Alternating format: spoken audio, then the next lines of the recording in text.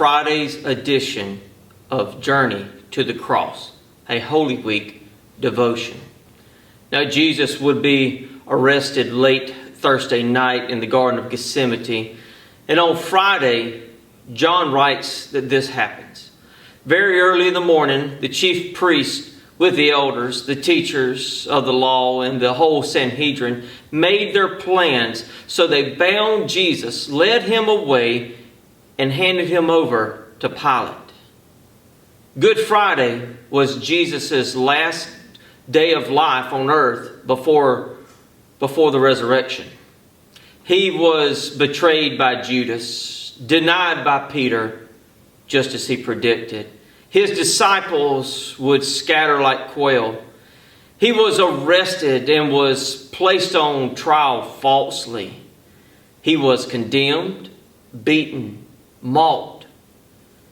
He was required to carry his own cross to the place called Golgotha.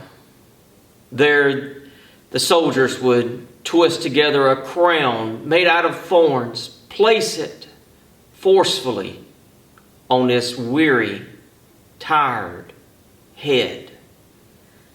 He was crucified, and there, on Calvary, Jesus would die. Though he was offered something to dull the physical pain, Jesus refused. He chose to face the pain of the cross head on. They stripped him of his clothes. The soldiers would cast lots for them, thus fulfilling yet again one more prophecy. Luke writes, "It was now about noon, and darkness came over the whole land until 3 in the afternoon. For the sun stopped shining, and the curtain of the temple was torn in two. Jesus called out with a loud voice, 'Father, in your hands I commit my spirit.' When he had said this, he breathed his last." The curtain, or the veil in the temple, caused a separation from the holies of holies. Now, behind the curtain is where God would reside on the mercy seat, which sat atop of the Ark of the Covenant. Now, here in this room, it was reserved for the high priest only. One day out of the year, the high priest would come in, but not without the blood of a sacrifice. The curtain, that was separated, it was 30 feet tall. Tradition teaches that it was thick as a man's hand. Now, the veil, it kept all people from God's presence. Sin kept all people from God's presence. But when Jesus died for our sins, the veil was torn from the top to the bottom, all the way down to the floor. That day, the perfect Lamb was sacrificed for the forgiveness of my sin, of your sin, all of humanity's sin. Now we have access to God. This is something that people did not have for thousands of years.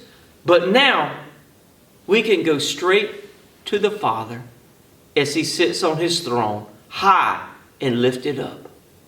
So I ask you today, what veils have you created in life that keeps you from going to the Father?